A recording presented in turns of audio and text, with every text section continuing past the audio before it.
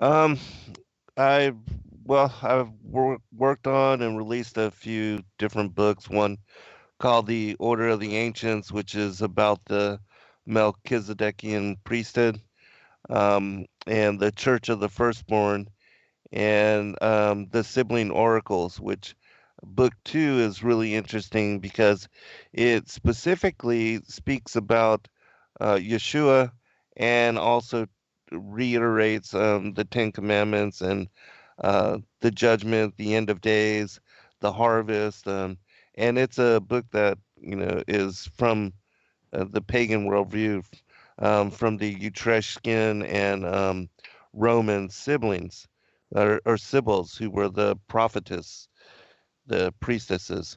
And so, but, it's another confirming witness to um, Christ as being Savior Messiah and also Judge.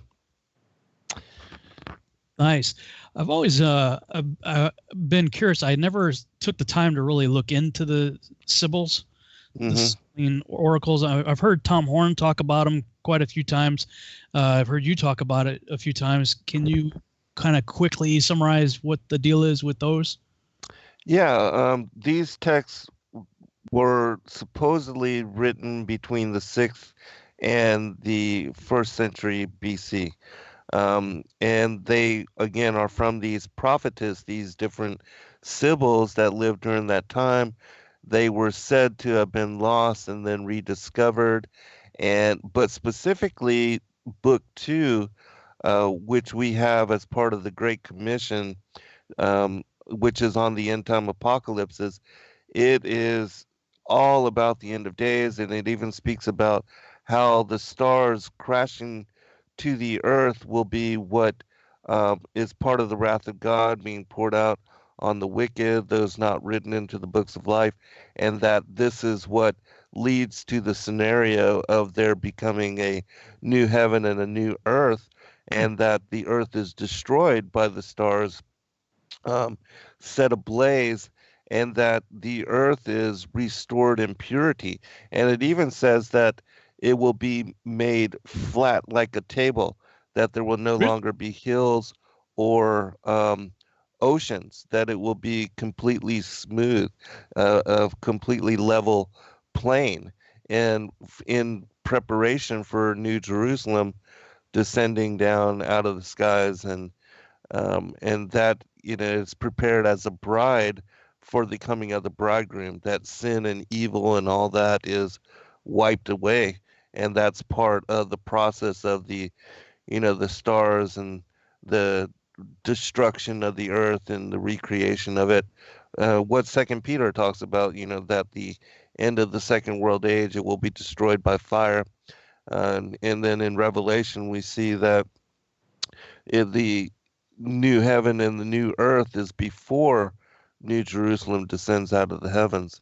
And so it seems to be part of the judgment that is poured out upon the wicked. And it even talks about in other texts that it will get very hot during this time, that the rains will be withheld. And this seems to be even what we see with the chemtrails, that the changing of the weather pattern in certain places. Like I know here in Georgia, it's like 70 degrees in January, Mm. and it's not natural. And this year we set a record for at the amount of 90-degree days we had in one summer, and then we even broke temperatures for several weeks. High temperatures, and well, daily we see, especially before the rains, they're spraying the skies with chemtrails Hmm. all over Atlanta. I don't know if it's the same Oh where yeah. you are, but certainly in California and Australia, that these kind of things are occurring as well. And so the weather patterns are the alumina, which we know dries up water, causes it to dissipate. Um, those kind of things are seemingly occurring in a lot of places, but specifically in California, and then with all the fires, Australia too is undergoing Phew. severe drought, and so But that's part of the description also in Scripture, that the rains would be withheld, and also that there would be the land would become like brazen iron, like kindled clay. Wow. So, my understanding though, the Sibylline Oracles, it's like uh, Apollo Greek pagan stuff. Isn't it? Yeah, yeah. So they're But describing the same thing the Bible talks about. oh yeah, and they even talk about the Son of God. I mean, they Wow. are not Christian, but that particular text is absolutely speaking about the Most High God, Yahuwah, even though there's not names, and it does say the Son of God, and so it's speaking about Yahushua without a doubt, and that he's judge. And it's interesting because the first part talks about them honoring the Ten Commandments as it's laid out. Honor your mother, your father. Don't, um, Wow. covet. Be nice and kind, and do goodness for goodness sakes, and then goes through the judgment and even the resurrection of the dead. I mean, it is really amazing. I did a show not long ago on specifically on the second book. But the show is called the Sibylline Oracles, but I read the second book, which is specific to the end times and covers in great detail much of what you would find in Revelation. It's really amazing. Wow. Do we know about when they were written? What the dates are? Yeah, well, again, the original texts were written between 6th and the 1st century BC. That those texts are said to be lost, and then they were rediscovered, and supposedly, because they always try to date anything that speaks about Christ as coming into play after he came. Hmm. But again, the original texts date back before then. And then even like with the Book of Enoch, they describe or try to say that it was written after Enoch because it's messianic. And so they do the same thing with the Sibylline Oracles, and any text that you find that makes mention of Christ, they always try to place it AD. In my opinion, those, whoever doesn't want to give credence to Christianity and the prophetic nature of Scripture, that they try to skew it in that manner, and they do the same thing with the Sibylline Oracles. But if you read about them again, the the original texts were said to have been laid down between the sixth by the Etruscan and then the Roman Sibyls, Hmm. that were, way before the time of Christ.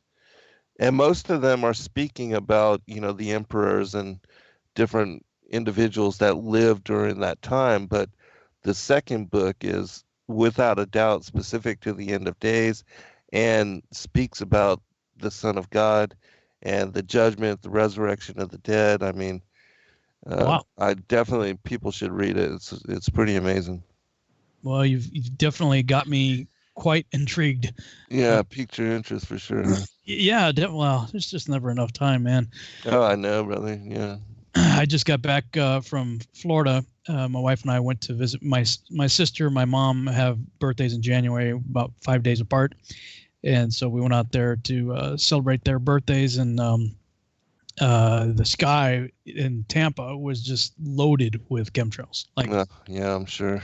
the whole time we were there, it's like, oh man, for crying out loud. Yeah, it's unfortunate. Crazy. Well, let's see. I've uploaded a few more videos.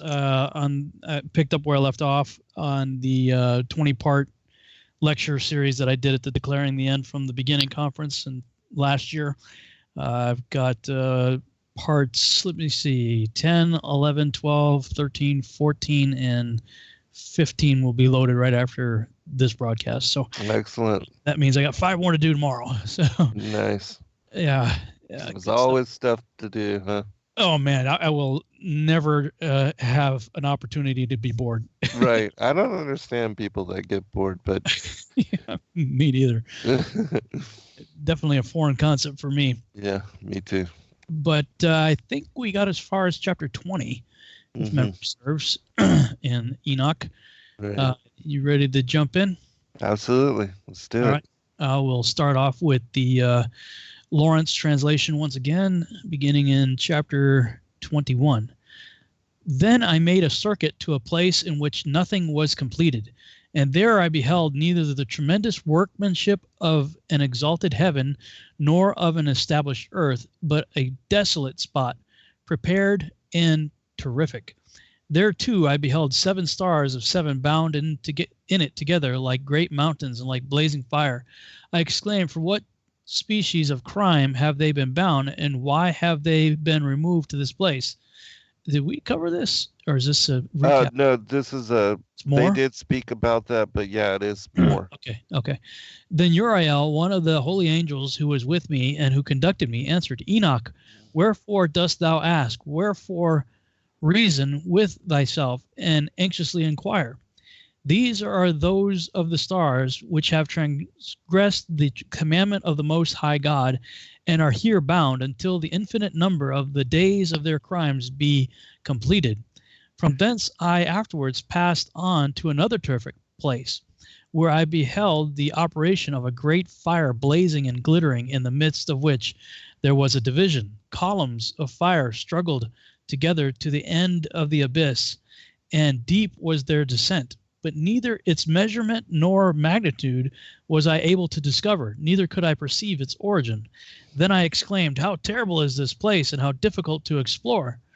Uriel, one of the holy angels who was with me, answered and said, Enoch, why art thou alarmed and amazed at this terrific place, at the sight of this place of suffering? This, he said, is the prison of the angels, and here they are kept forever. Mm-hmm. Yeah, we did in the previous chapter where it talked about the place of outer darkness, and we did talk about the stars and their connection to Pleiades and everything, but Yeah, that that was was a chapter separate. 20. Yeah. So kind of a Okay. recap, I guess. Hmm. All right. The R.H. Charles. And I proceeded to where things were chaotic, and I saw there something horrible. I saw neither a heaven above nor a firmly. Wait, am I reading the right one? Yeah, you're right. Okay. Founded earth, but a place chaotic and horrible. And there I saw 7 stars of the heaven bound together in it, like great mountains, and burning with fire. Then I said, for what sin are they bound, and on what account have they been cast in hither? Then said Uriel, one of the holy angels, who was with me and was chief over them, and said, Enoch, why dost thou ask, and why art thou eager for the truth? These are of the number of the stars of heaven, which have transgressed the commandment of the Lord, and are bound here till 10,000 years. The time entailed by their sins are consummated. And from thence I went to another place which was still more horrible than the former, and I saw a horrible thing, a great fire there, which burnt and blazed, and the place was cleft as far as the abyss, being full of great descending columns of fire. Neither its extent or magnitude could I see, nor could I conjecture. Then I said, how fearful is this place, and how terrible to look upon! And then Uriel answered me, one of the holy angels who was with me, and said unto me, Enoch, why hast thou such fear and affright? And I answered, because of this fearful place, and because of the spectacle of the pain. And he said unto me, this place is the prison of the angels, and here they will be in prison forever. Wow. Uh, Lawrence, let's see. This one says 10,000 years in verse 6. This, he said, and Lawrence said in verse 6, is the prison of the angels, and here they are kept forever. Looks like we've got a different division again, because you have in R.H. Charles, you have 10 verses, and Lawrence has 6. Let me see, where does this place is a prison of the angels, and here they will be in prison forever, is verse 10. And Charles, yeah,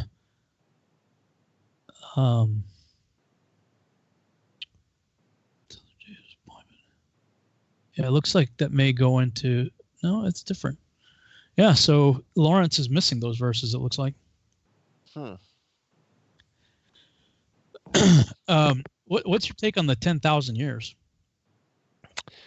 You know, I don't really know, because I don't see a specific mention of 10,000 years anywhere else in Scripture. Certainly 70 generations, or 7 ages, but not a specific division on 10,000.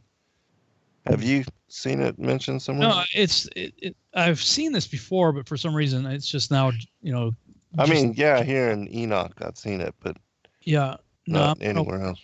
Aware of that. The thought did occur to me, though. Let me pull something up in Revelation, unrelated to that, but unrelated to 10,000 years. Let me see here. Let me see if I can switch the screen for those on YouTube. Revelation 8. I always wondered about that. And when he had opened the seventh seal, there was a silence in heaven about the space of a half hour. I always wondered about that half-hour deal. Mm-hmm. And it's been a long time, but I seem to remember calculating that out based on 1,000 years as a day, and a day is 1,000 years. If God time is operates that way, if it's literal, if that's not just a figure of speech. Right. Came out. Forgive me if I'm wrong, but if memory serves, I think the calculation was something like 20 or 21 years would be what a half hour in heaven would be. But the thing that caught my attention was, let me go back to Enoch chapter, 21, verse 3. In the Charles version, it says, "There I saw 7 stars of the heaven bound together in it like great mountains and burning with fire." That's verse 3. Let me see what... wow, it's a longer verse in Lawrence, but same thing. It describes great mountains like blazing fire. And so Revelation 8, verse 2, "And I saw the 7 angels which stood before God, and to them were given 7 trumpets. And another angel came and stood at the altar having a golden censer, and there was given unto him much incense, that he should offer it with the prayers of all the saints upon the golden altar, which was before the throne. And the smoke of the incense which came with the prayers of the saints ascended up before God out of the angel's hand. And the angel took the censer and filled it with fire of the altar and cast it into the earth.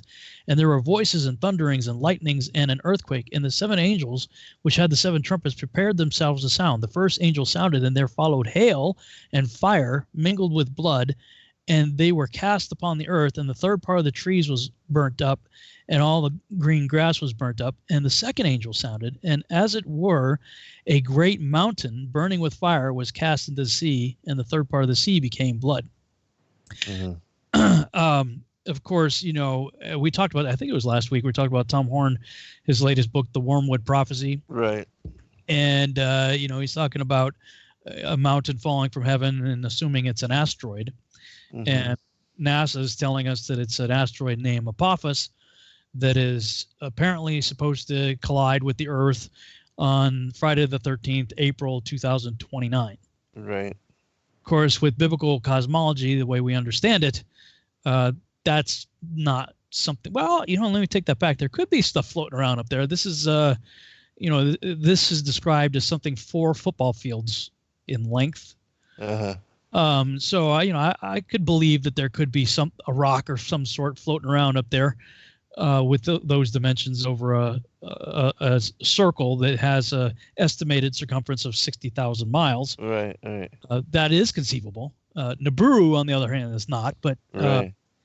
That is conceivable. However, if I looked at this in light of what we just read in Enoch, specifically Enoch 21:3, that these 7 stars of heaven were bound together in it like great mountains and burning with fire. So the angels are that are bound up are described as mountains burning. Right. And so many other things are dealing with angels. In the next verse, or excuse me, next chapter, chapter 9, we see an angel fall from heaven, and to him is given the key to the shaft of the bottomless pit. So, it just makes me wonder if we're not talking about, rather than Apophis or some other NASA-like body up there, maybe we're talking about something more closely related to what we're just reading in Enoch 21. Well, it would certainly fit in with the Sibylline Oracles, book 2, again, because it describes, even as the stars shaken as like figs from a fig tree. Yeah. That whole scenario, and it could be the same kind of thing, that it's the stars, and if they do represent mountains, as it is speaking about in this particular passage, well, it would make sense with what you just read in Revelation, and certainly with what is revealed in the Sibylline Oracles, book 2. And again, there's another text called the Revelation of St. John the Theologian, which is, in my opinion, a companion text to what is the revelation of our Bible, but it's not in parable, and it's not metaphorical, and it's not disguised in a manner that one has to be knowledgeable of certain aspects of Scripture in order to understand what John the Revelator is revealing within that particular text. It's like an advanced something that one has to be really familiar with the biblical narrative to, in my opinion, to really fully understand. But this one is plain, and any layperson just reading it for the first time, it describes and goes right along with, again, what is revealed in Revelation, but you don't have to decipher anything. Uh-huh. And it's a very interesting read, but it also speaks about, in similarity to the Sibylline Oracles, the Isaiah passage where it talks about the crooked places being made straight, and it's the same thing as the mountains being made low and the oceans being brought up. It's, the earth is being completely leveled, flat as a smooth plain, after it's being burned up and destroyed and recreated. And it talks about how it will be made in this manner in order to prepare it for the coming of the bridegroom, and that when Yeshua comes here to the earth, that the earth is restored as a virgin bride and evil is, wiped out in order to be receptive and to prepare for what is the judgment. And then it goes into great description of that. Every knee shall bow, every tongue confess, and all of that. So it's another text that think people should read to get, especially if you're not fully, if you can't understand Revelation very clearly, that reading that text, I think it could assist. That's the John the Theologian?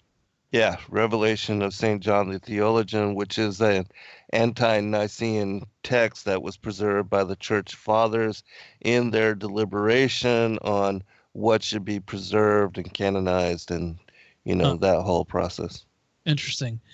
I should have kept reading. Let's see, I got 2 minutes left. I'm going to go ahead and read, and then I want to make a commentary. I didn't get to finish last week before we ran out of time, but let me see if I can get through this. Let's see, sounded hail, mingle the great mountain, verse 9. And the third part of the creatures which were in the sea and had life died, and the third part of the ships were destroyed. And the third angel sounded, and there fell a great star from heaven, burning as it were a lamp, and it fell upon the third part of the rivers and upon the fountains of waters. And the name of the star is called Wormwood. And the third part of the waters became wormwood, and many men died of the waters because they were made bitter. And the fourth angel sounded, and the third part of the sun was smitten, and the third part of the moon, and the third part of the stars, so as the third part of them was darkened, and the day shone not for a third part of it, and the night likewise. And I beheld and heard an angel flying through the midst of heaven, saying with a loud voice, Woe, woe, woe to the inhabitants of the earth, by reason of the other voices of the trumpets of the trumpet of the three angels which are yet to sound. Yeah, we got about 30 seconds before we go to break, but I definitely want to pick up where I got cut off last week before the end of the broadcast. I was talking about another ministry out there that recently put out a really good, concise biblical cosmology video. I think it was called World Upside Down or Earth Upside Down or something like that. I'll look it up during the break and talk about it specifically when we come back. Cool.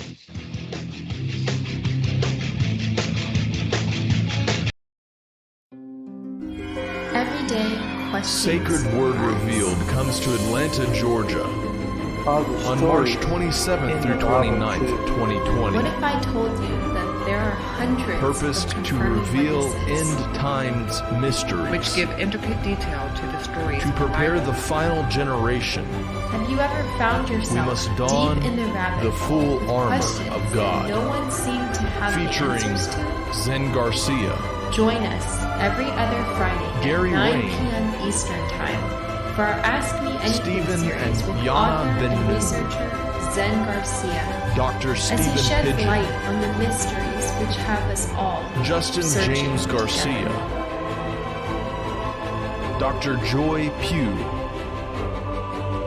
Rob Skiba, Laurel Austin,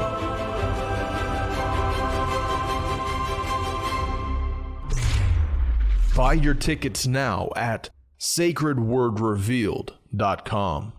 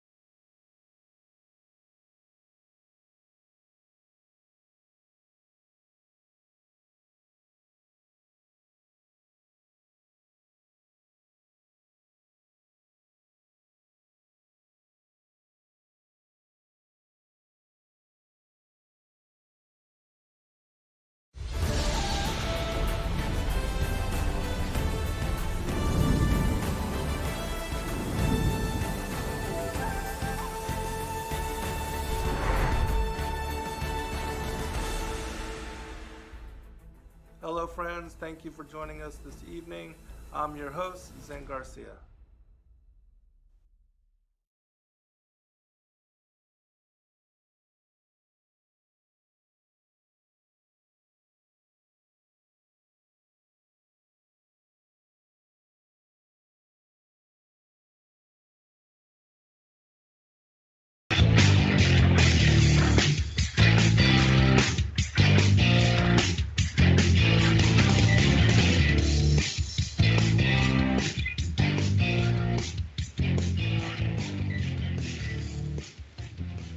And we're back on the Revolutionary Radio Project. I'm your host, Rob Skiba, and we are continuing our study in the Book of Enoch. I'm joined with my guest, Zen Garcia. And right before the break, I was talking about something I didn't get to finish describing and finish my thought on last week at the end of last week's broadcast. There's a ministry out there called Pillar of Truth Christian Church. I think it's in West Hempstead, New York. Yep. They put out a video recently called World Upside Down, Biblical Earth Documentary 2020. And it's quite good. There's a lot of really good information in there. You know, most of it's stuff we've all covered at length, but they did bring up something I'd never heard before, and I thought it was genius, and it has to do with what we're talking about in this broadcast. So maybe that's why I didn't get to finish it last week. What my thought was last week, though, was they have another video. I was looking at their list. I'm like, man, what else do they have? And 1, 2, 3 videos prior, they have a video called Who Are the Sons of God in the Bible? So I'm like, oh, okay, I'll check that out. And it was the horrible Sethite theory, and I'm yelling at the video like, Oh my gosh. I'm like, how can you get it so perfectly? And, world Right. upside down and then just totally blow it. I mean, like every argument was so lame and just, the biggest problem and a lot of these guys, especially King James only people, just drive me crazy. But the whole rationale of defining things in the Old Testament by the New Testament, defining sons of God in Genesis, for instance, with New Testament references to, when we accept Christ as our Savior, we become sons of God. Sons of God, right? But I think what they're missing, even in that description, is it's repeatedly stated that we become like the angels, Right. who are what? The sons of God. Sons of God, exactly. I think it's talking about being born again of the Spirit. These are spiritual sons of God, the angels, and when we become, saved, if you will, we become spiritual sons of God. We are born again. We're born of flesh and born of spirit. Anyway, not throwing the baby out with bathwater. I don't know what their other videos are like. Those are only 2 that I watched, but looks like they got another one. Looks maybe interesting. Why does flat Earth matter? So it's something they're on, and I applaud them as a church, no less, out there doing their thing. But in their documentary World Upside Down, you know what? Let me see if it'd be possible to share something here. Share computer sound. Let me see. Are you on YouTube or on Skype? You're listening on Skype. I'm right? on Skype, yeah. Okay, tell me if you can hear this. Can you hear that? I didn't hear anything. No. Okay. That's a bummer. Well, I'll just summarize what they're talking about anyway. They brought up Revelation 8, verse 12. It says, and the 4th angel sounded, and the 3rd part of the sun was smitten, and the 3rd part of the moon, and the 3rd part of the stars. So as the 3rd part of them was darkened, and the day, our day here on earth, shone not for a 3rd part of it, and the night likewise. So this affected our earth during the day and the night, 1/3. Now, if we are to believe in the Copernican model that we were all taught, that would be a 1/3 of the year, not a 1/3 of the day. In other words, verse 8 only works if the earth is a circle with a moving sun over it, the sun missing a 1/3 of its light. That would affect our day.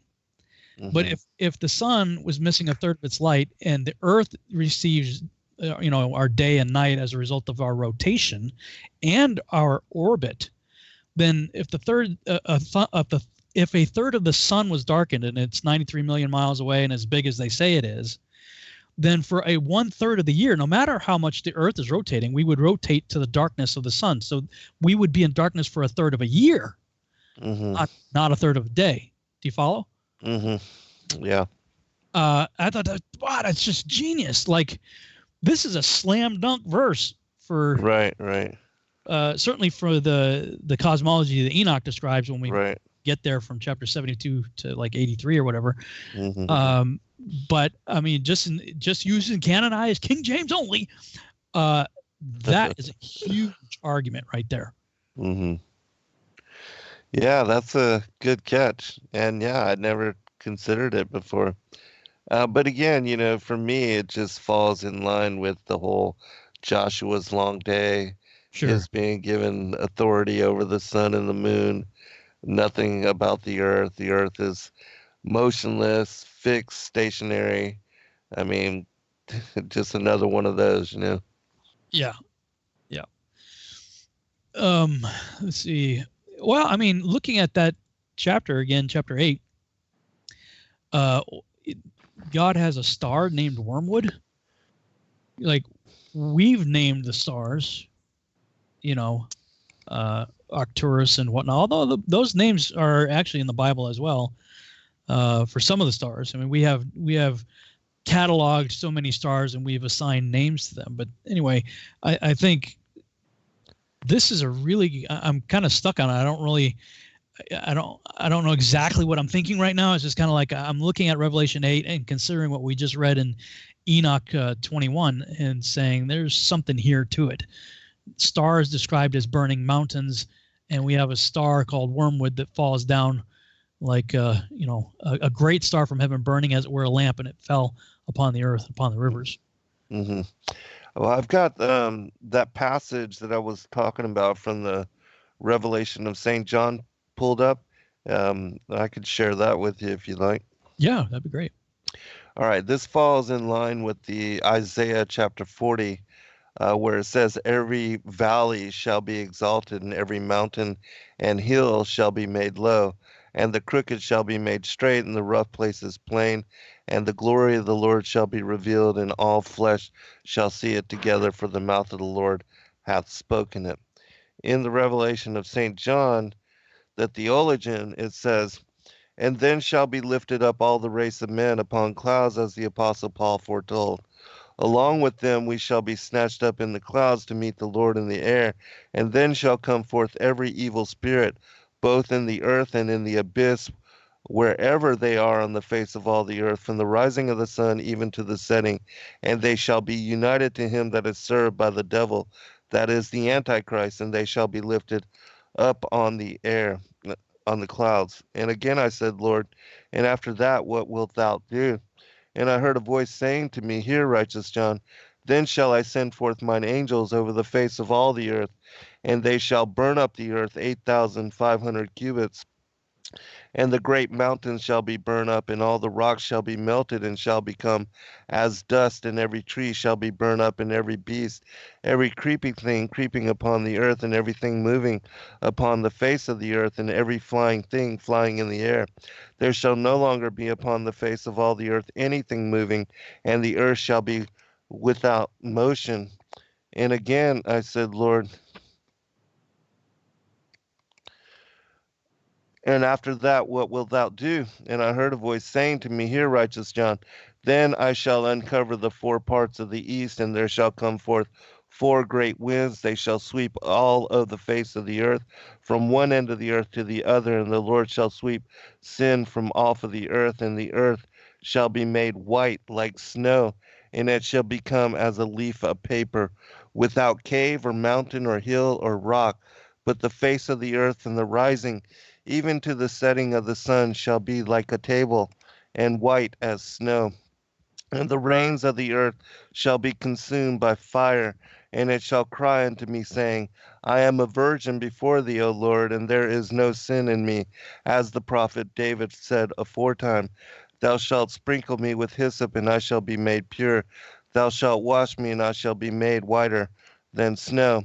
And again he said, Every chasm shall be filled up, and every mountain and hill brought low, and the crooked places shall be made straight, and the rough ways into smooth, and all flesh shall see the salvation of God. And again I said, Lord, and after that, what wilt thou do? And I heard a voice saying to me, Hear, righteous John, then shall the earth be cleansed from sin, and all the earth shall be filled with a sweet smell, because I am about to come down upon the earth. And then shall come forth the great and venerable scepter, with thousands of angels worshiping it, as I said before, and then shall appear the sign of the Son of Man from heaven, with power and great glory. And then the worker of iniquity with his servants shall behold it, and gnash his teeth exceedingly. And all the unclean spirits shall be turned to flight. And then, seized by invisible power, having no means of flight, they shall gnash their teeth against him, saying to him, Where is thy power? How hast thou led us astray?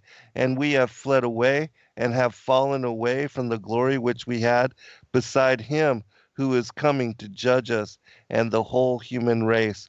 Woe to us, because he banishes us to outer darkness. And that's the revelation of St. John. Wow.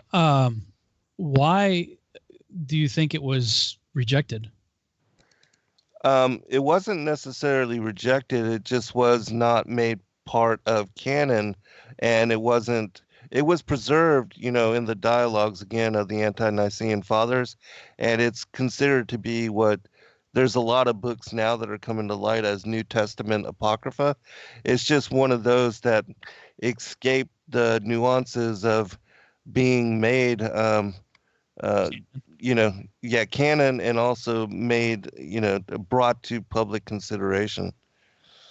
Because there were literally thousands of texts, during this time, and most of those escaped further mention and were hidden. But there's like in the ante-Nicene discussions of the Church Fathers, it's like 10 volumes of hundreds and hundreds of pages each, and in the discussion and discourse of all of those pages, there's numerous texts like the Revelation of St. John the Theologian that are recorded and preserved there. They just, most people don't read the ante-Nicene material. But there are, like the Great Commission texts that we have of, like the Book of Acts in the Bible, there's one book, whereas there are literally dozens of manuscripts of the apostles going out 2 by 2. I told you the story of the man-eaters and how they, all that in the last show.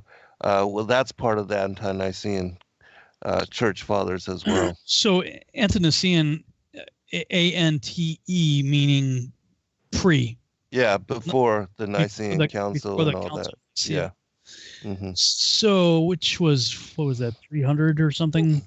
Yeah, even going back before then, because I don't know how long the discussions went on and by who, but it's over a long time with several church fathers, and it's preserved in their writings and their discussions and talking about books that should be canonized and shouldn't be, and there's a lot of material contained in. Yeah.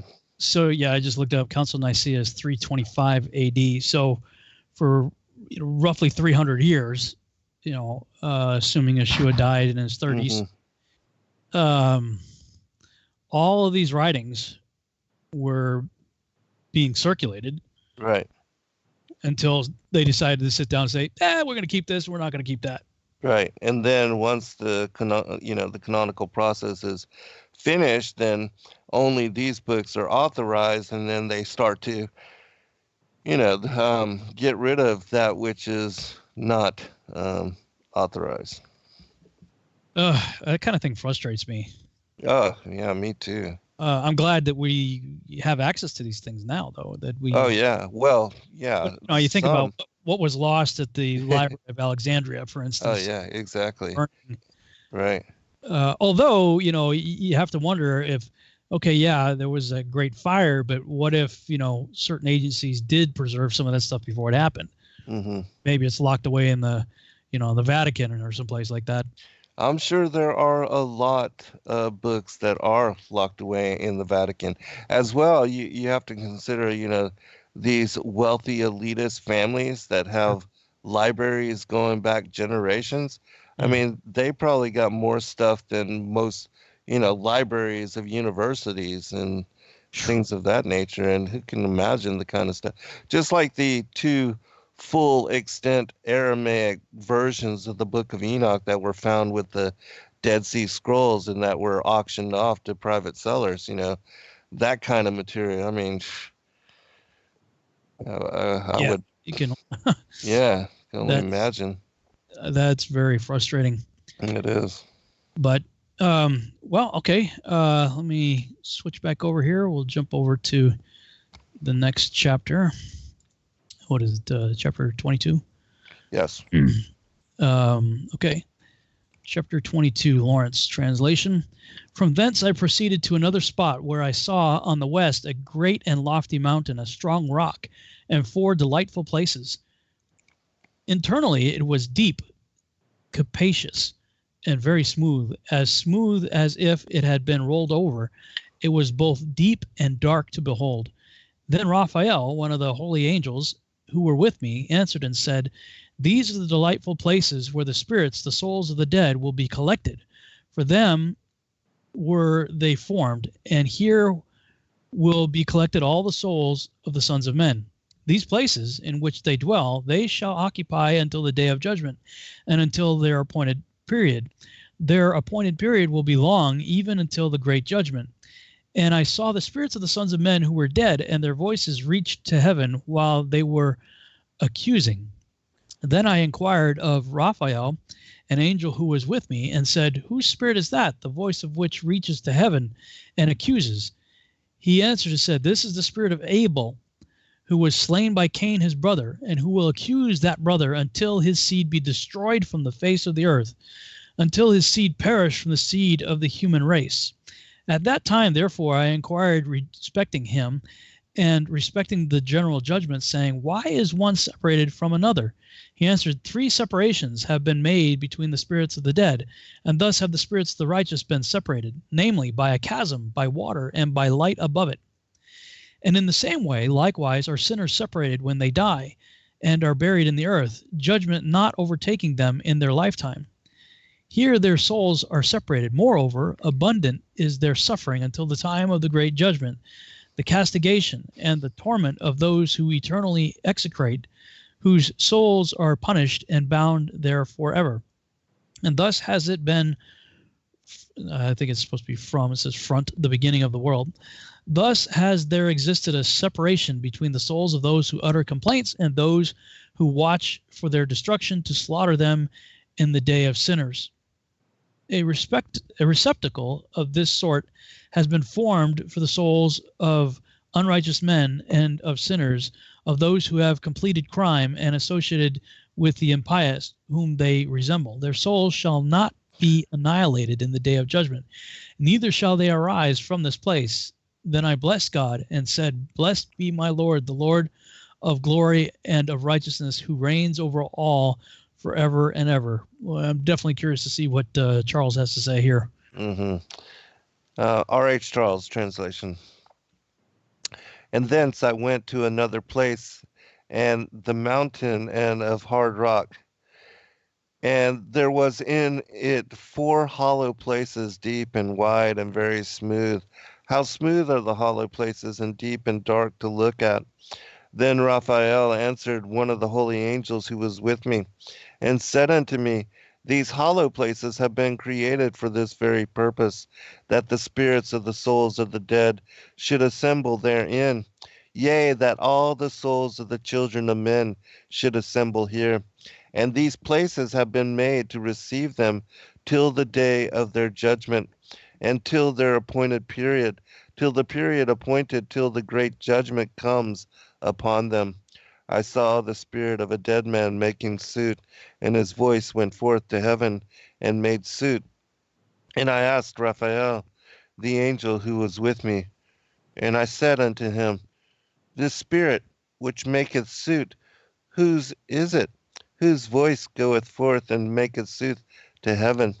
And he answered me, saying, This is the spirit which went forth from Abel, whom his brother Cain slew, and he makes his suit against him, till his seed is destroyed from the face of the earth, and his seed is annihilated from amongst the seed of men. Then I asked regarding it, and regarding all the hollow places, Why is one separated from the other? And he answered me and said unto me, These 3 have been made that the spirits of the dead might be separated, And such a division has been made for the spirits of the righteous, in which there is the bright spring of water. And such has been made for sinners when they die and are buried in the earth, and judgment has not been executed on them in their lifetime. Here their spirits shall be set apart in this great pain, till the great day of judgment, and punishment shall torment of those whose curse forever and retribution for their spirits. There he shall bind them forever. And such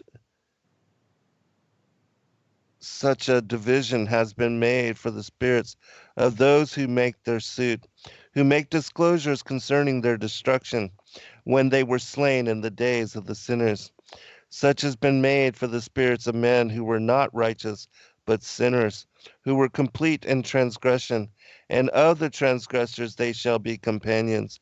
But their spirits shall not be slain in the day of judgment, nor shall they be raised from thence.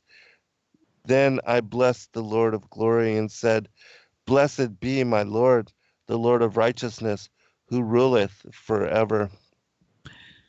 Okay.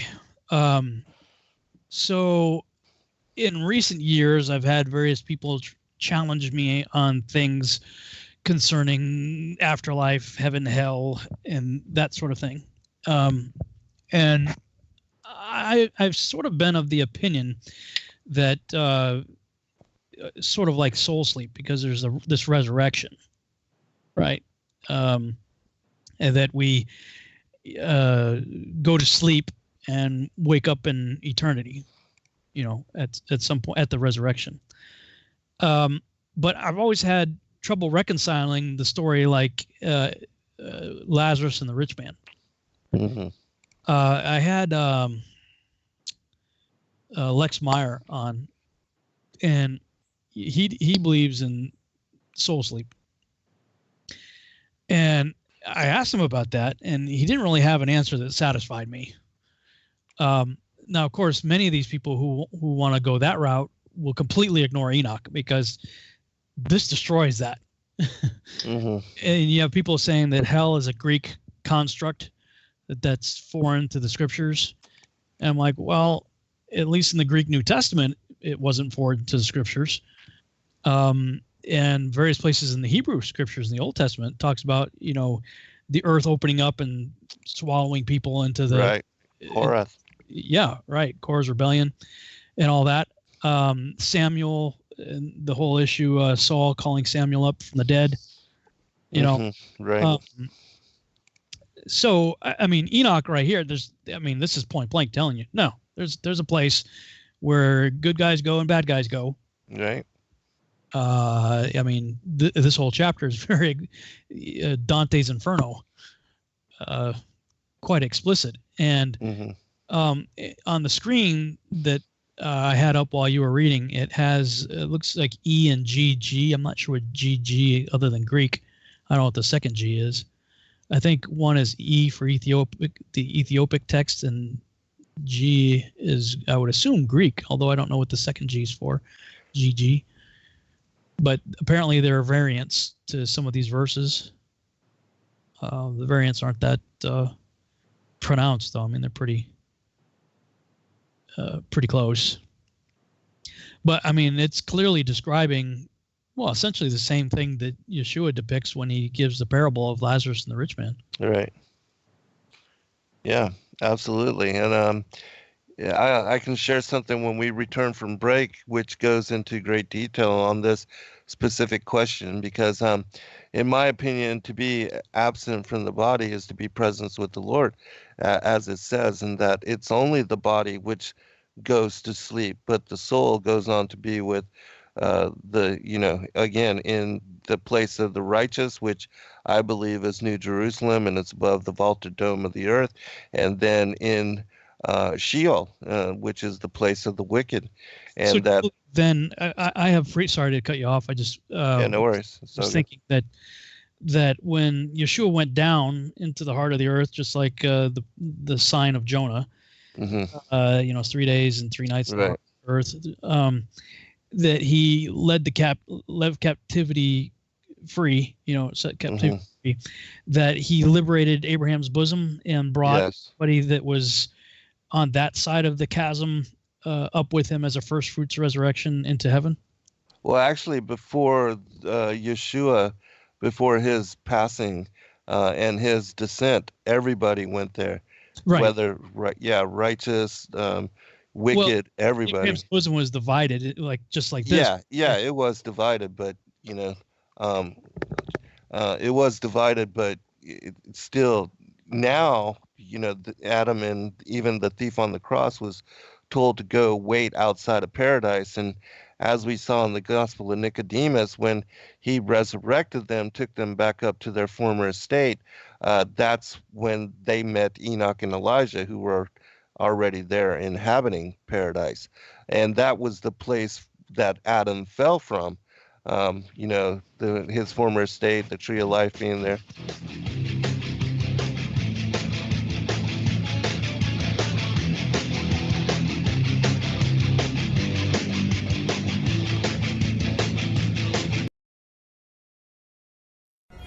Every day, questions arise. Are the stories in the Bible true? What if I told you that there are hundreds of confirming witnesses? which give intricate detail to the stories in the Bible. Have you ever found yourself deep in the rabbit hole with questions that no one seemed to have the answers to? Join us every other Friday at 9 p.m. Eastern Time for our Ask Me Anything series with author and researcher Zen Garcia, as he sheds light on the mysteries which have us all searching together.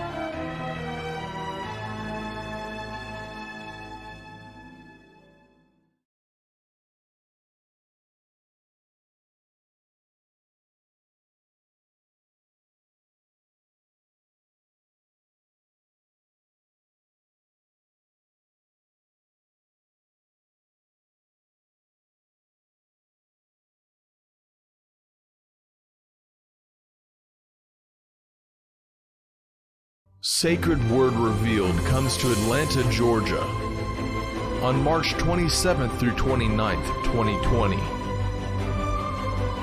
Purposed to reveal end times mysteries, to prepare the final generation, we must don the full armor of God.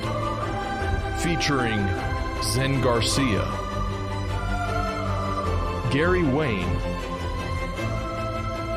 Stephen and Yana Ben Noon,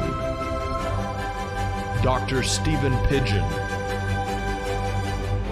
Justin James Garcia, Dr. Joy Pugh, Rob Skiba, Laurel Austin,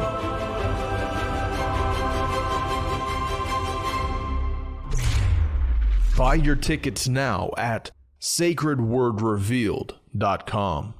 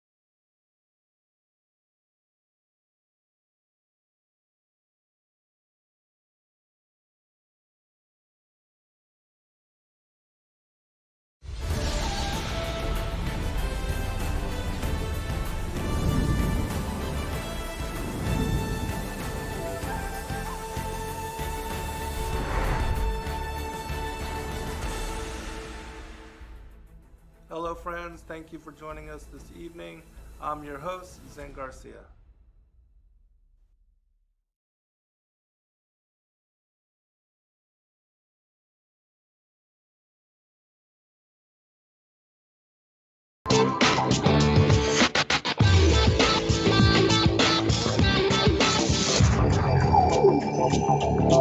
And we're back on the Revolutionary Radio Project. I am your host, Rob Skiba, for the second hour of the broadcast. We are continuing our study of the Book of Enoch. And right before the break, we were discussing, what is this, Enoch Chapter 22, I think? Yes. 2. And the issue of hell, already I can see in the chat room it's stirring up. Some people say it's annihilation. Hell burns off the soul. People, there's no long-term suffering. Other people are like, nope, it's a place of weeping and gnashing of teeth, just like Jesus said, which is the historical position that I've always held, is like, well, I mean, there's all these references to, weeping and gnashing of teeth, not just disappearing, burning up and no longer existing. The story of Lazarus and the rich man seems point blank to refute that in terms of canonical text. But Enoch right here, I mean, chapter 22 destroys that whole idea of annihilation. Mm-hmm. Oh, well, I definitely think there's going to be a second death, and that there is some form of annihilation then. But as far as before that time, so you're saying then you think that at the Great White Throne Judgment there, and the hell is death, and hell is cast into the lake of fire, that's annihilation? I'm not sure, because it says for some, and it may be for for Satan and hell and death, that there is eternal damnation. I'm not sure, but there is some form of annihilation, because it says in the scriptures too that it will be as if they were never born.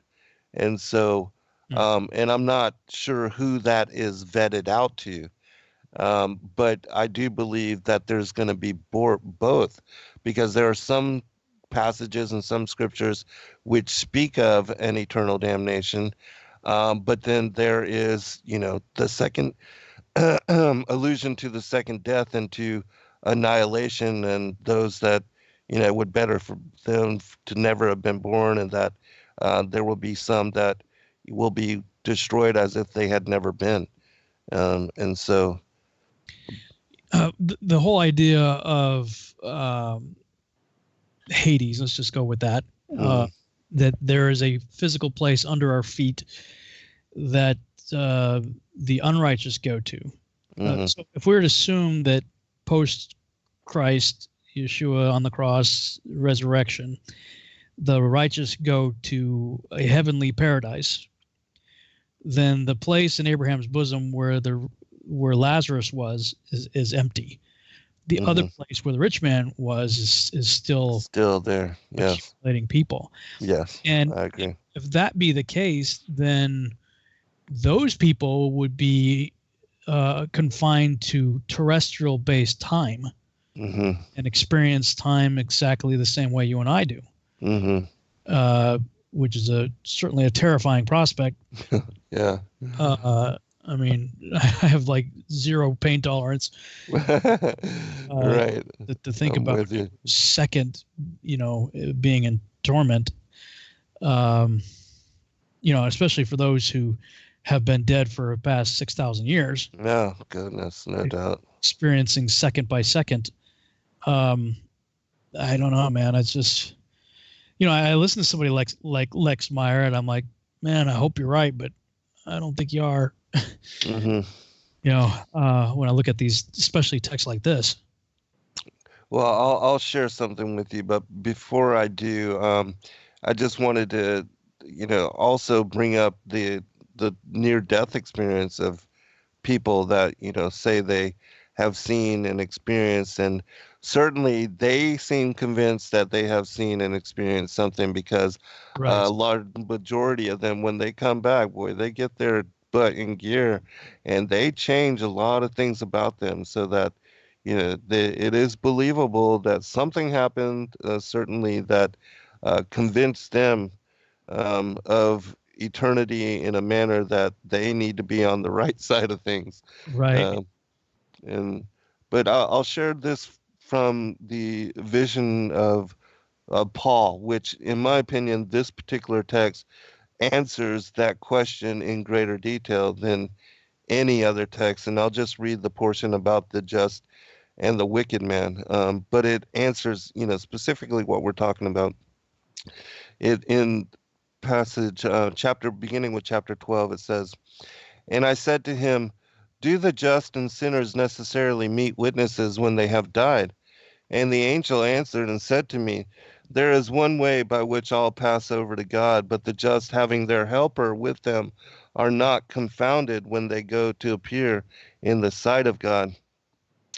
And I said to the angel, I wish to see the souls of the just and of sinners going out of the world. And the angel answered and said unto me, look down upon the earth. And I looked down from heaven upon the earth and saw the whole world, and it was nothing in my sight. And I saw the sons of men as though they were not, and a wanting. And I wondered and said to the angel, is this the greatness of men? And the angel answered and said unto me, it is, and these are they who do evil from morning till evening. And I looked, and I saw a great cloud of fire spread over the whole world. And I said to the angel, what is this, my Lord? And he said to me, this is injustice stirred up by the princes of sinners.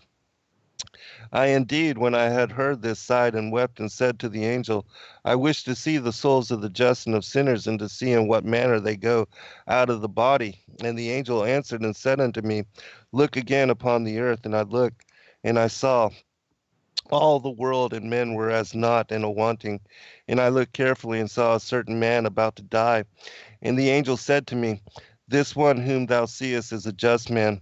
And I looked again and saw all his works, whatever he had done for the sake of God's name, and all his desires, both what he remembered and what he did not remember.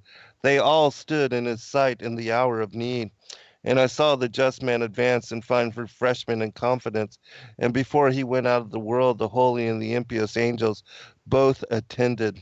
And I saw them all, but the impious found no place of habitation in him. But the holy took possession of his soul, guiding it till it went out of the body. And they roused the soul, saying, soul, know thy body whence thou goest out, for it is necessary that thou shouldst return to the same body on the day of the resurrection, that thou mayest receive the things promised to all the just. Receiving therefore the soul from the body, they immediately kissed it in familiarity, known to them, saying to it, do manfully, for thou hast done the will of God while placed in the earth. And there came to meet him the angel who watched him every day, and said to him, do manfully, soul, for I rejoice in thee, because thou hast done the will of God on earth. For I related to God all thy works, such as thou were. Similarly, also the Spirit proceeded to meet him and said, soul, fear not, nor be disturbed until thou comest to a place which thou hast never known, but I will be a helper unto thee. For I found in thee a place of refreshment in the time when I dwelt in thee, while I was on earth. And his spirit strengthened him, and his angel received him, and led him into heaven. And an angel said, whither runnest thou, O soul?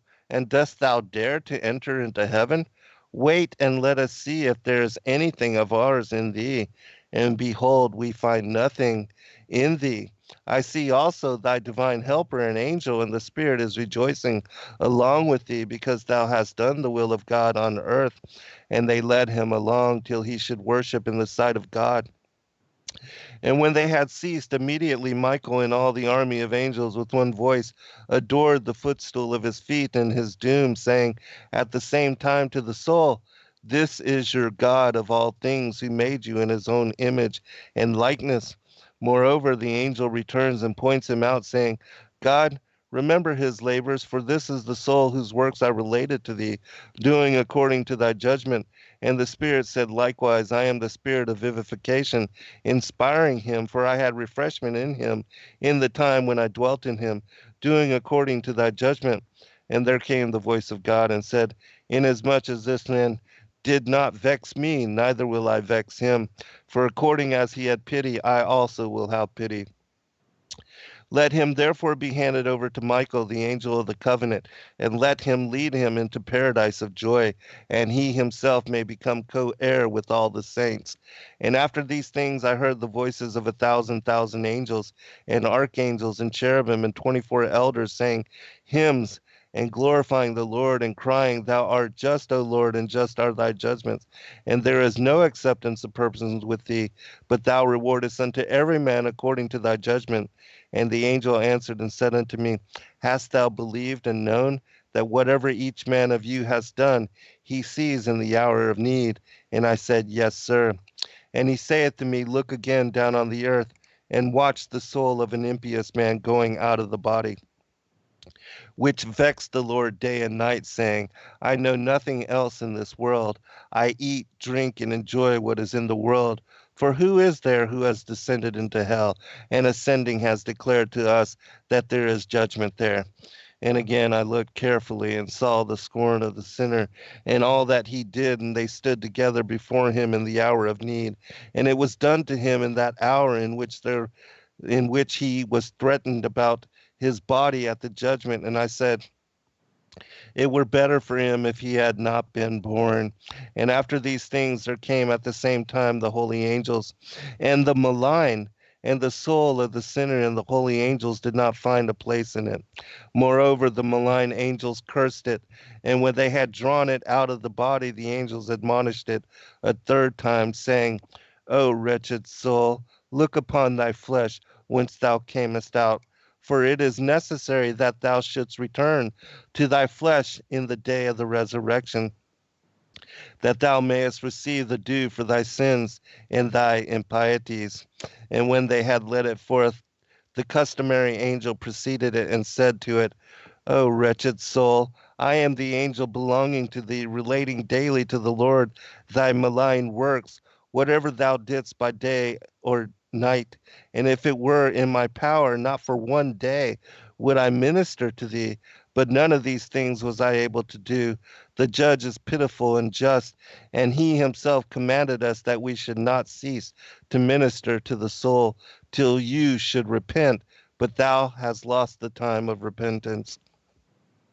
I indeed was strange to thee, and thou to me. Let us go on then to the just judge. I will not dismiss thee, before I know from today why I was strange to thee. And the Spirit confounded him, and the angel troubled him. And when therefore they had arrived at the power, when he started to enter heaven, a labor was imposed upon him above all other labor.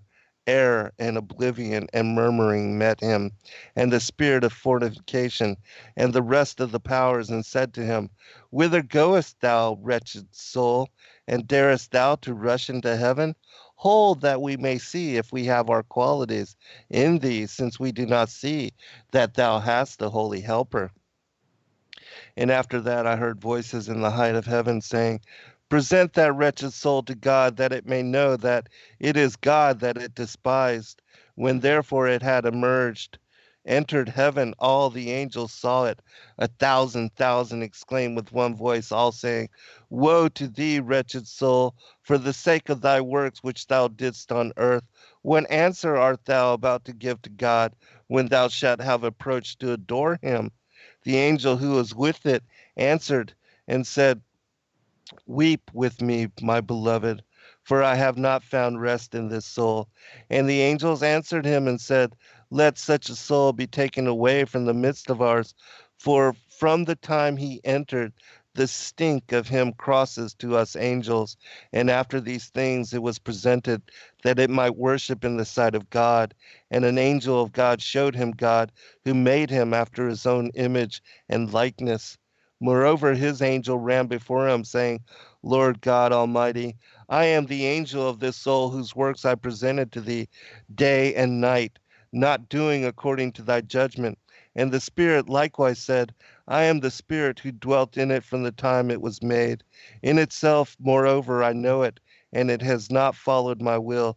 Judge it, Lord, according to thy judgment. And there came the voice of God to it and said, Where is thy fruit, which thou hast made worthy of the goods which thou hast received? Have I put a distance of one day between thee and the just man? Did I not make the sun to arise upon thee as upon the just? But the soul was silent, having nothing to answer. And again there came a voice saying, Just is the judgment of God. and there is no acceptance of persons with God. For whoever shall have done mercy, on them shall he have mercy, and whoever shall not have pitied, neither shall God pity him. Let him therefore be handed over to the angel Tartaruch, who is set over the punishments, and let him place him in outer darkness, where there is weeping and gnashing of teeth, and let him be there till the great day of judgment. And after these things I heard the voice of the angels and archangels saying, Thou art just, Lord, and thy judgment is just. It goes into later, it talks about the city of New Jerusalem and where the righteous dwell. And then it goes into the introspection of Sheol and where the wicked dwell. So it's a pretty amazing text. Recommend people. It's called the Vision of Paul. Man, you know stuff. Yeah, you know where it says in 2 Corinthians chapter 11 that Paul was taken up into paradise in the third heaven? Well, this book gives a description of what he experienced and what he saw in great detail. It's the most amazing text of the distinction of what happens to a just man and a wicked man, and then it gives the experience and shows paradise, the city of New Jerusalem, and Sheol, and the place of the wicked. Man, all the more reason to get on the right page. Yeah, no doubt. And again, with regard to near-death experience, I mean, it fits right into all of that as well. Yeah, I mean, that's because I have actually several friends that don't believe what we're talking about. They believe that hell is a Greek construct, that there's soul sleep, that nobody's really experiencing anything until the resurrection, and then the whole idea of annihilation. And like I said earlier, I'd like that to be true. That sounds great.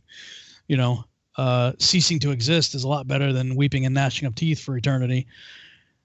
Yeah, well, if you're on that side of it, but that's why the text doesn't support that. Yeah, as far as when you study the fullness of everything, what is described in the Vision of Paul is what I believe, because I've done a show called The Moments After Death and Dying, where again, I showed to be absent from the body is to be present with the Lord, and in my opinion, it's only the body that sleeps. And as it says in this text, at the great judgment, our bodies are resurrected to be joined with our spirits, and then we are brought before the Most High for what will be judgment and trial. And it is, how it says the spirit that's with us, that's our guardian angel, or what is called the guardian angel, and it daily it delivers according to second Enoch, to Enoch, who became Metatron, became the witness and the keeper of the books of life, that he's the one that writes the chronicles of all men into the books of life, and it's the guardian angels that deliver these accounts according to, as it says in this particular story. Whether that's true or not, I mean, it's not found in the canonical material, but certainly in the extra biblical material, this is the story that is put forth. Mm-hmm. Well, yeah, I'm certainly in Enoch 22. I mean, right, exactly. You can see why various factions don't want to have anything to do with Enoch. Because Enoch is, Enoch will mess with your theology. It doesn't change things in terms of our understanding of the Savior. If anything, it complements and elaborates and supports absolutely the Messiah. But when you get into things like cosmology, or what happens after you die, or right. What does this stuff look like, I mean, it gives you point blank. I mean, it's like, it's not cryptic. Right, exactly. And it holds you accountable. Yeah. I mean, look, angels mated with women. Hell is real. There are different places of torment for angels, for people. We're in a dome enclosed world. Right. I mean, it's very, very specific. Yeah, I agree. And, that's why I love it too, because, it answers so many questions that the Bible remains ambiguous about. But then when you look to it for further detail, further elaboration, well, then you find that the Bible had all this information encoded into it from the beginning. It's just that we Yeah. filter it through our ignorance into what is our indoctrination, and that's what makes it confusing. Yeah, well, yeah, exactly. The people that I find that would use the word confusing on the Book of Enoch are dealing with their own preconceived biases. Exactly.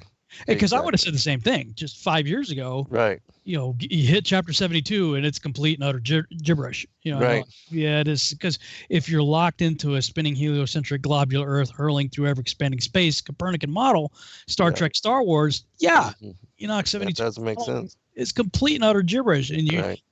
So if you go into it with a bias not shared by the author, exactly, whether it be Enoch or somebody relaying later, or the audience who understood this, going all into the New Testament, they didn't believe the things that we believe. Right. So for them, it wasn't gibberish. It was like, well, it makes perfect sense. I mean, it's just an elaboration of what we already know. Regarding the giants. I mean, even just looking at Josephus and some of the things Josephus, first century historian, writes, he's talking about, look, we've got the bones on display here. Exactly. Yes. They clearly understood these things, and there's good reason to believe that a character like Josephus also was familiar with the Book of Enoch. Oh, without a doubt. He describes the crystalline firmament as a solid structure. Describes the dry land elevating above the waters of the deep. I mean, I have his testimony included in the parallel account of the first 4 days of creation in the firmament vaulted dome of the earth. So nice. Yeah, without a doubt. Cool. All right. Well, let's move on. Looks like the next one's a short one, chapter 23. From thence I went to another place towards the west unto the extremities of the earth, where I beheld a fire blazing and running along without cessation, which intermitted its course neither by day nor by night, but continued always the same. I inquired, saying, what is this which never ceases? Then Raguel, one of the holy angels who were with me, answered and said, the blazing fire which thou beholdest running towards the west is that of the luminaries of heaven.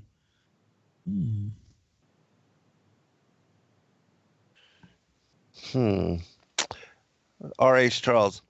From thence I went to another place to the west of the ends of the earth, and I saw a burning fire, which ran without resting, and paused not from its course day or night, but ran regularly.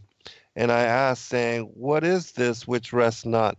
Then Raguel, one of the holy angels who was with me, answered me and said unto me, this course of fire which thou hast seen is the fire in the west which persecutes all the luminaries of heaven.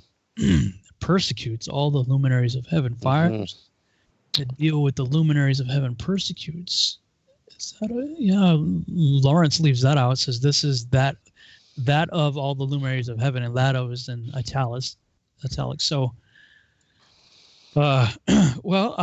actually there's like a little crosses in front of and after the persecutes, indicating some sort of a annotation, footnote kind of thing. Persecutes. Any thoughts on that? No, other than it says, in certain different places that they are persecuted by fire, and so it makes me wonder if but again, this has something to do with the luminaries, and it's moving in course. So no, I not really have not much idea. Yeah. Commentary on that. All right, let's see here. 24. Let's see how much time we got. We got less than 2 minutes left. I don't think that's a pretty long chapter, it looks like. I'll make one comment on the previous chapter. I think it's interesting that in it where it talks about Abel, and then how Abel, is making accusations against Cain, and then he talks about how he wants justice to be brought until the seed of Cain is wiped yeah. from Thank you the for bringing seed that. of from the seed of all men. And again, I think that shows the distinction with the seed of the serpent and the seed of the woman. Because Cain's genealogy is separate again from that of Adam's, found in Genesis chapter 5. Mm-hmm.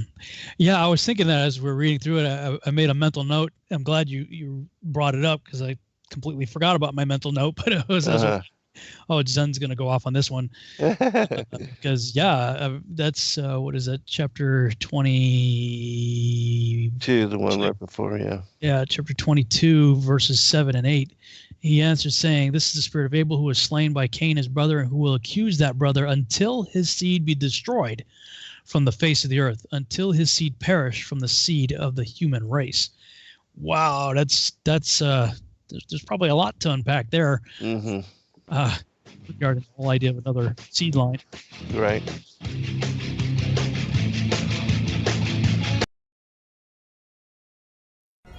Everyday questions. Sacred Word Revealed comes to Atlanta. Are the stories in the Bible true? What if I told you that there are hundreds of confirming witnesses? Which give intricate detail to the stories in the Bible. Have you ever found yourself deep in the rabbit hole with questions that no one seemed to have the answers to?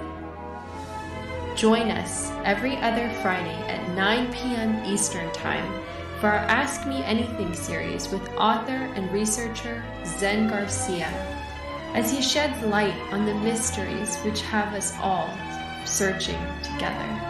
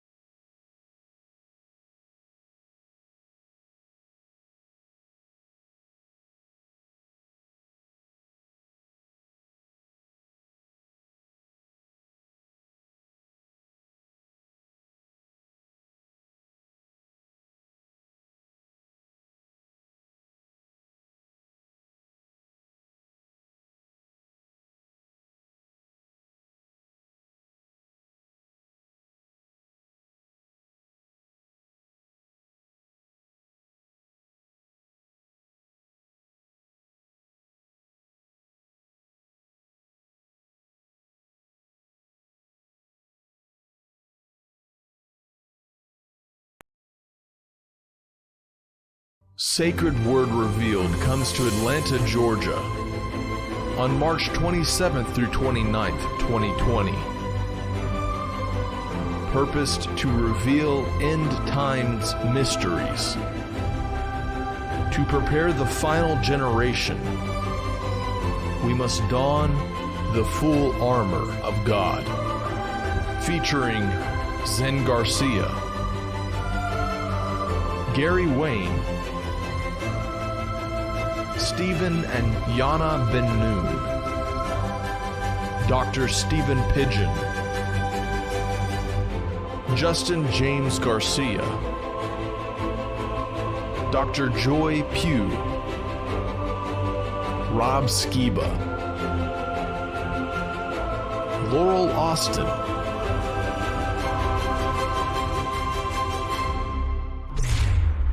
buy your tickets now at sacredwordrevealed.com.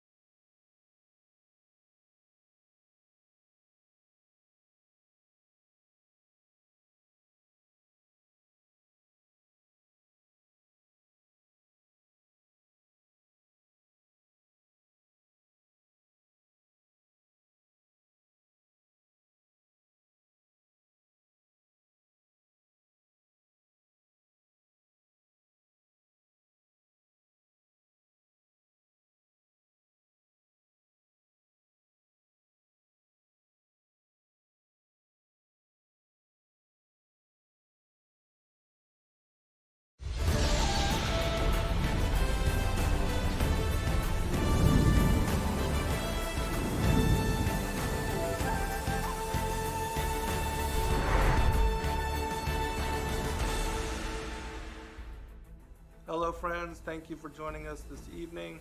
I'm your host, Zen Garcia.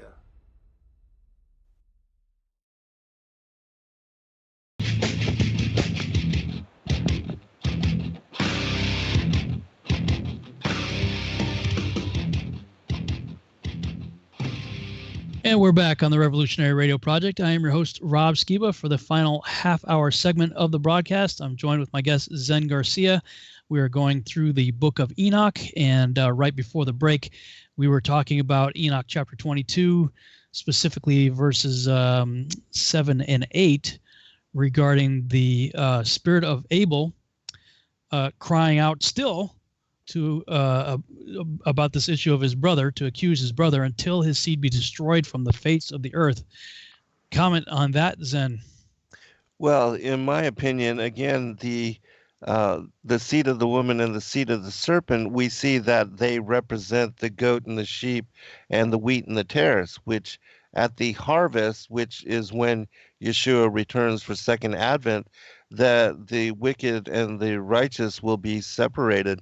And even though, the war is no longer just about bloodline and whether you're born into the line of Cain or not, because when Christ died on the cross, he extended grace, salvation to both lines and to both peoples, which is reason why those that are coming out of some of these Illuminati families that have been telling us the agenda and what they are doing, they are, greatly persecuted and even putting their lives at risk to give us an inside glimpse of things that are going on with these Illuminati bloodlines.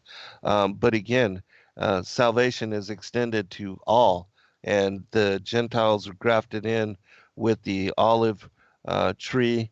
And it's no longer about being Jew or Gentile, which is the distinction again with the seed of the woman and the seed of the serpent, the children of promise, Israel, and then the rest of the Gentile nations who were pagan and they worshiped a pantheon of gods and goddesses.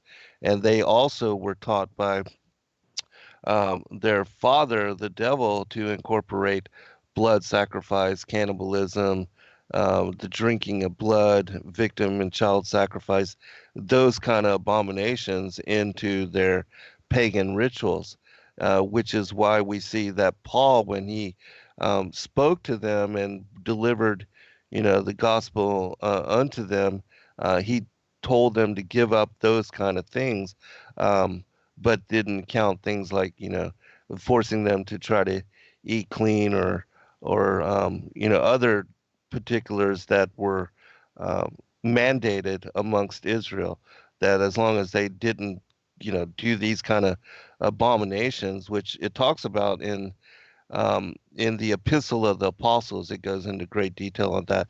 And it's interesting also, and I had talked about this recently in a show that I did, because this is another one of the books that I just recently released, but in the Epistle of the Apostles, it specifically talks about Yeshua is telling the apostles after his resurrection and before the Holy Spirit is delivered unto them, that he's going to send to them Paul, and that Paul is going to, because you know how a lot of people speak out against Paul and say that, all his epistles should be thrown out and that he's an antichrist or whatever.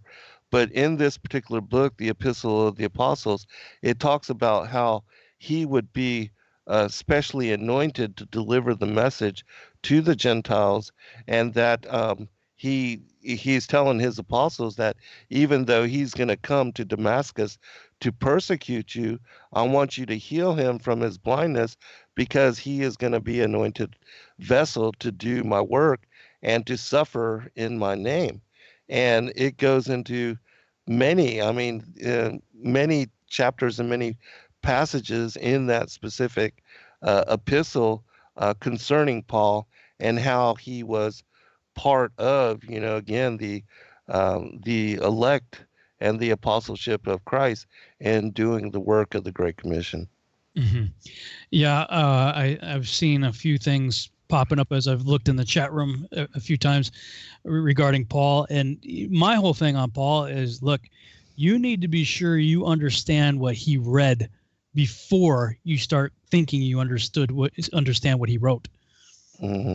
Yeah, because if you don't understand what he read and what he studied, I mean, he gives his pedigree at one point. I'm of the tribe of Benjamin, a Pharisee. Right. See, I excelled above all my peers. He learned directly from Gamaliel. I mean, that was a high honor. So yeah, he was top of his class, right, so to speak, and very likely had memorized the Torah and probably a fair amount of the Tanakh as well. So I mean, we're talking like a serious intellectual scholar, like an attorney of the law. Right. This exactly, guy really knew it. Whereas, not to knock the other apostles, but look, I mean, let's face it, they were fishermen, yeah, tax collectors, and when you understand how their education system worked, and I don't have it right in front of me, it's in I think my Leviticus workbook that talks about, Bible was their school, and they actually start in the book of Leviticus. They don't start with Genesis. They start with Leviticus. And then after they go to Leviticus, because that's the book that shows you how to approach a holy God, then you go back and learn, you go back to Genesis to learn more. And, basically, we have, grade school, junior high, high school, then higher education, college and whatnot. Well, they basically had Torah. Like, okay, get that down. If you can get that down, we'll go on to the prophets and stuff like that. And, sort of their graduate school was like a Beit Midrash, a house of Midrash, where you would go and challenge with questions, your peers back and forth. And you wonder where, like, Yeshua would answer the questions with questions. Right. They challenge with a question, and then your challenge is to answer the question and then up it with another question. And you keep doing that. And when you realize Yeshua was at that level when he was like, what, 12 years old? Yeah, 12, 13, schooling. Schooling the elders, and they were blown away. That shows where he was intellectually with the Torah. And I believe Paul was right there, right along, maybe not quite as good like that, but I mean, he was up there. Yeah, he was wise. And the problem was, like, if you didn't have the aptitude to do that, I mean, not everybody has that kind of, those kind of skills, then you went into a trade. It's like, if at a certain age you still haven't memorized the Torah and don't have a really good handle on these things, well, then, obviously you just don't have the intellectual capacity to learn that way. So then you went off into a trade. Well, I mean, you look at, pretty much all of Yeshua's disciples, they were of the class that didn't pass that, test, which is amazing. That he chose probably the lower end of the society to be his, because when you get to the level where you are now a master, a rabbi, if you will, then you start calling disciples. And so you have Gamaliel, who is like one of the top dog guys, and he has a guy like Paul come up underneath him, and Yeshua is like, no, I'm going to pick tax collectors and fishermen and, people like that, who ultimately had the greatest honor, the last shall be first shall be last kind of thing. Yes. But I think, it was a genius move on his part that, after Judas, the disciples like, well, I guess we're supposed to have 12, so let's cast lots, and they pick Matthias. Then you really don't hear anything about Matthias. I mean, he may be in some of these extra biblical texts, but in the canonized text, you don't really get much of anything. And then it's almost like Yeshua's like, okay, I'm going to pick my next one. And he picks the least likely guy. This guy's persecuting his own people, killing his disciples and whatnot. Knocks him off the horse and blinds him. And then, it says Paul in Galatians. Everyone wants to use Galatians. We go back to Galatians, right? Where does he go? He goes to Sinai. Well, what's at Sinai? Sinai is where the law was given. Right. And he's out. He's like, I didn't go to the disciples. I didn't go to Peter. He went to Sinai first. And I think he spent like 3 years out there. And many believe that he was tutored by Yeshua himself. At ground zero, okay, where the law was given. So it's like, okay, do you really believe that Yeshua, and I believe it's, any interaction that God has in the Old Testament is really ultimately through Yeshua anyway. So, here we have Paul at ground zero, where the Torah was given face to face as one speaks with a friend. Do you really believe he then spent the rest of his ministry dissing the Torah? Right. Yeah, exactly. But if you don't understand that, if you don't understand where he came from, right. And the only way to do that is to spend a significant amount of your own time reading the same thing he read. Yes. If you don't do that, then, and I was just, 10 years ago now, I was just as guilty. I thought I understood the New Testament and the Old Testament in light of the New Testament.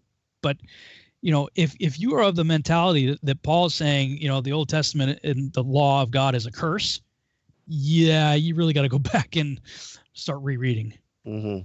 And I think, again, it's a genius move on Yeshua's part to pick not only the fishermen, because, like in this day and age, look at all the PhDs and how they are unwilling to even look into biblical cosmology when it's so easy to confirm that there's no curvature, to the earth, and that water cannot adhere to a ball.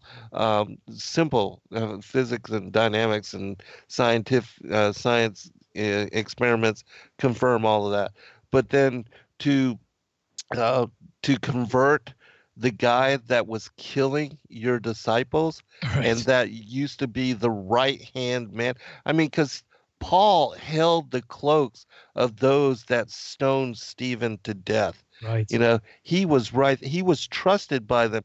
He was hired by the Pharisees to go out and to persecute the Christians, and then to convert him and to have him to stand up, put his life at risk, declaring that Yahushua is the Son of God and the fulfillment of the prophecies. Mm-hmm. I mean, that had to enrage the Pharisees, Oh, yeah. Well, yeah. And when Paul prays that, 3 times that this thorn in the flesh, this messenger of Satan sent to buffet me. I was praying about that extensively back in, this had to be about like 2003, somewhere between 2003, 2005, because I was trying to understand the gifts of the Spirit, and specifically wanting to walk in the gift of healing and understand it. And one of the things people said against the gift of healing was, see, Paul, even the great Paul himself had a thorn in the flesh. He had some kind of physical ailment. And that never sit well with me. They're saying he had bad eyesight or different things. And I'm like, I don't think so. And one day I was studying something completely unrelated, but I felt like the Holy Spirit said, pretend the big numbers aren't there because I didn't put them there, meaning the chapter numbers. Because we think new chapter, new thought. Right, yeah. But it wasn't written that way. And so in the chapter where he prays about the thorn in the flesh, the previous chapter, he says, you want to know what I've been through? I've been shipwrecked. I've been beaten. I've been stoned to death. He goes the whole chapter of all the stuff he went through. Pretend the big number is not there. Keep reading. And I prayed 3 times for this thorn in the flesh, this messenger of Satan sent to buffet me. And several things occurred to me because I had seen previously, and I think it was in it's either Deuteronomy or Joshua. I think it's in Joshua. The phrase "thorn in the flesh" was an idiom for persecution. It used about 2 or 3 times in the Old Testament. Listen, if you're not going to do what I say, then a nation from the north or whatever is going to come and be a thorn in your side. Right. In other words, a painful nuisance. Yes. And if you throw the big number out, then the context in which Paul prayed that is right after he said, you know what I've been through? And when he says a messenger, that's a person, that's an individual. It's somebody who brings stuff. Sent to buffet me, that's the same word. I think it's califizo or something like that. It means punch in the face. It's the same word where, Jesus is being smacked around and like prophesy who hit you, Right. And so he's saying literally somebody, a person, was following him around and causing him all this abuse. So when you consider that he was of the elite Pharisee class, it is very likely that an unnamed Pharisee, busybody, was in fact following him around and stirring up trouble everywhere he went and getting him whipped and beaten and abused everywhere. I'm sure they were trying to kill him. Oh, yeah. To shut him up. Because, he was the last thing that they needed. That's the worst thing that could have happened to them, for him to convert to Christ and declare him as Savior Messiah. We got to shut that dude up. Absolutely, and I'm sure that they were trying to murder him. They did the same thing to Pontius Pilate in the Gospel of Gamaliel, which again is a text. Even Gamaliel became a believer. His brother Nicodemus as well, who buried Christ and prepared his body with Joseph of Arimathea. So yeah, he became a believer and wrote about the Passion of Christ and how the Jews were trying to kill Pontius Pilate because he became a believer and he was delivering a message to Tiberius Caesar about, that Christ was indeed the fulfillment, that he was the Savior Messiah, that he was God incarnate here on the earth. Yeah. Yeah, I know how we deviated from the book. Yeah, of Enoch, on all this, but maybe it's needed because I see stuff in the chat room. It's like, look, Paul either passes the Deuteronomy 13 test or he fails it miserably. My Paul passes, but if because Deuteronomy 13 is like, if somebody comes along telling you don't need to do this stuff, God, Right. first God's testing you to see if you're going to listen to him. But let that man be accursed. And so. Right. The vast majority of Christianity today might as well not even call themselves Christians. They might just call themselves Paulians. Right, yeah. Yeshua said, don't think that I came to do away with the law and the prophets. Don't think that. Right. Not one jot and tittle is going to be in any way, until heaven and earth pass away. Well, last time I looked out my window, we're still here. So, and like some people said, I stopped following you, Rob, because you're a heretic, or people are telling me that you're a heretic or whatever. I'm like, look, just read 1 John chapters 2 through 5. I don't believe anything different than that. I believe exactly that. 1 John chapter 2 starts off with, hey, I'm writing these things so that you don't sin. Next chapter 3, defines sin as transgression of the law. So he says, I'm writing these things so you don't transgress the law. But if you do, we all make mistakes. Right. We have an advocate in Christ Jesus. Praise God. Amen. That's awesome. That's what grace is all about. Right. Then you keep reading, you go through all that, you get to 1 John chapter 5. People say, all we have is 2 commandments. Love God, love your neighbor. Okay, but how does the Bible define loving God? 1 John chapter 5. This is the love of God, that we keep his commandments. The commandments are not burdensome. Amen. It doesn't get a whole lot clearer than that. And for me, I'm not about legalism. Most people rebel against legalism, and I was one of them. It's not a have to, it's a get to. If he's actually living in your heart, you should want to. Amen. And if that's the case, if he's written his law on your heart, well, then it should compel you to do it. If you say, oh man, it was really on my heart today to call you this afternoon, Zen. Well, if that's the case, then I probably should have called you. But if we say his law is written on my heart, well, guess what? It should compel you to do. But it's not out of legalism. It's not working for my salvation. Although 1 John chapter 2 says, if any man says that he is Christ and he doesn't obey the commandments, then he's a liar, and the truth is not. Yes. It's, I don't know. I guess maybe what we just read is, maybe prompting some of that, because, if there is a place, as Enoch described and as Yeshua talked about, then, you might want to get on the right page, because Yeshua said, it's either Matthew, I always get it confused if it's chapter 5 or 7, but he says, many will come to me in that day and say, well, 7. Lord, didn't we, 7, didn't we prophesy in your name and do all these things in your name? And he says, what? Depart away from me, of iniquity, lawlessness. I know you not. I didn't know you. Right. That should make you really think, because the last thing I want to hear from my Savior is, I never knew you. Whew, I spent my life trying to serve him, and then what, really? Right. Yeah, exactly. And then you consider, everybody thinks that they're saved, and the elect is but a few. So obviously somebody's fooling themselves somewhere. Many. Exactly. That's really sobering. Well, we got 7 minutes left. I don't think I can get through chapter 24. It's pretty long. Well, it's 11 verses. Let me try it. I'll give it a shot. If anything, we'll save it for commentary. Yeah. Right. Okay. Let me do the screen share here and see how far we get. Chapter 24. I went from thence to another place and saw a mountain of fire flashing both by day and night. I proceeded toward it and perceived 7 splendid mountains, which were all different from each other. Their stones were brilliant and beautiful. All were brilliant and splendid to behold, and beautiful was their surface. 3 mountains were towards the east and strengthened by being placed one upon another, and 3 were towards the south, strengthened in a similar manner. There were likewise deep valleys which did not approach each other, and the 7th mountain was in the midst of them. In length they all resembled the seat of a throne, and odoriferous trees surrounded them. Among these there was a tree of an unceasing smell, nor of those which were in Eden was there one of all the fragrant trees which smelt like this. Its leaf, its flower, and its bark never withered, and its fruit was beautiful. Its fruit resembled a cluster of the palm. I exclaimed, Behold, this tree is goodly in aspect, pleasing in its leaf, and the sight of its fruit is delightful to the eye. Then Michael, one of the holy and glorious angels who were with me, and one who presided over them, answered and said, Enoch, why dost thou inquire respecting the odor of this tree? Why art thou inquisitive to know it? Then I, Enoch, replied to him and said, Concerning everything I am desirous of instruction, but particularly concerning this tree.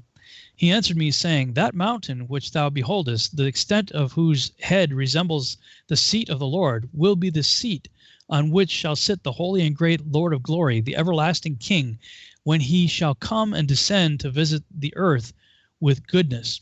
And that tree of an agreeable smell, not one of carnal odor, there shall be no power to touch it until the period of the great judgment, when all shall be punished and consumed forever. This shall be bestowed on the righteous and humble. The fruit of this tree shall be given to the elect.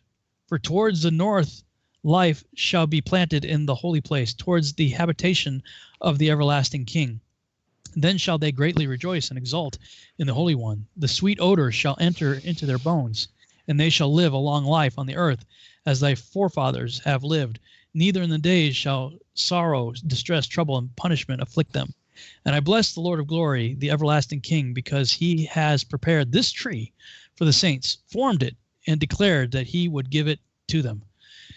I don't know if you'll have time to do your... I mean, you could try. We got 4 minutes. Okay. And that's chapter 25? 4. 24, okay. Yeah, because it's 24 and 25 in the R.H. Charles. So. Oh, okay. Okay.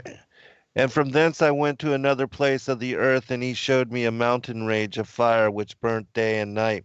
And I went beyond it and saw 7 magnificent mountains, all differing from each other. And the stones thereof were magnificent and beautiful, magnificent as a whole, of glorious appearance and fair exterior. 3 towards the east, one founded on the other, and 3 towards the south, one upon the other, and deep rough ravines, none of which joined with any other.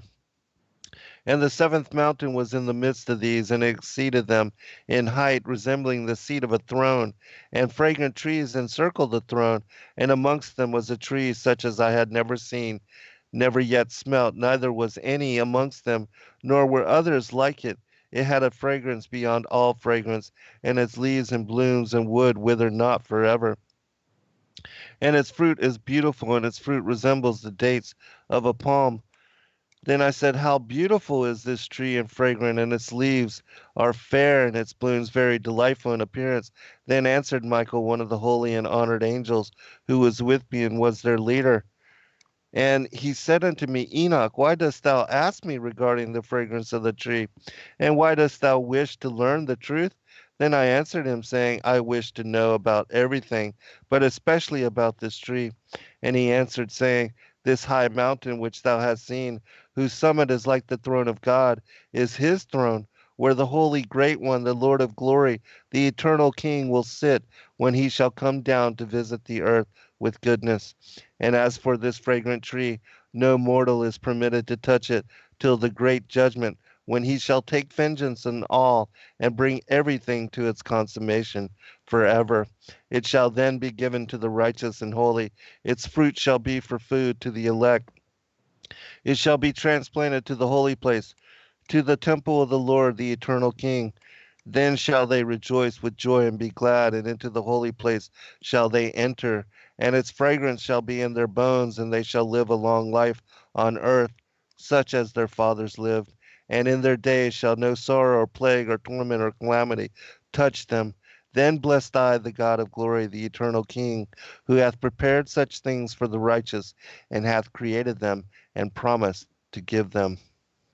All right, we did get through it. Yeah. That was That'll nice. be a great place to start discussion. Yeah. So, I mean, it appears to be the tree of life. Oh, yeah. It's without a never, doubt. it's never specifically called that, but it, we see that it is the tree of life that people do eat from, in the book of Revelation. Right. And it says in Revelation that the tree of life is in the paradise of God, and that the cherubim, that it's guarded right now because we're in a fallen state, and God doesn't want us forever to be caught up in fallen form. And that's why the cherubim were put into place to protect them, the tree of life, until the Good end of stuff. days. All right, Yeah. man. We'll continue on next. All right, man. Be blessed. All right. Good night, all. Back next week. Sacred Word Revealed comes to Atlanta, Georgia on March 27th through 29th, 2020. Purposed to reveal end times mysteries, to prepare the final generation, we must don the full armor of God. Featuring Zen Garcia, Gary Wayne, Stephen and Yana Ben Noon, Dr. Stephen Pigeon, Justin James Garcia, Dr. Joy Pugh, Rob Skiba, Laurel Austin,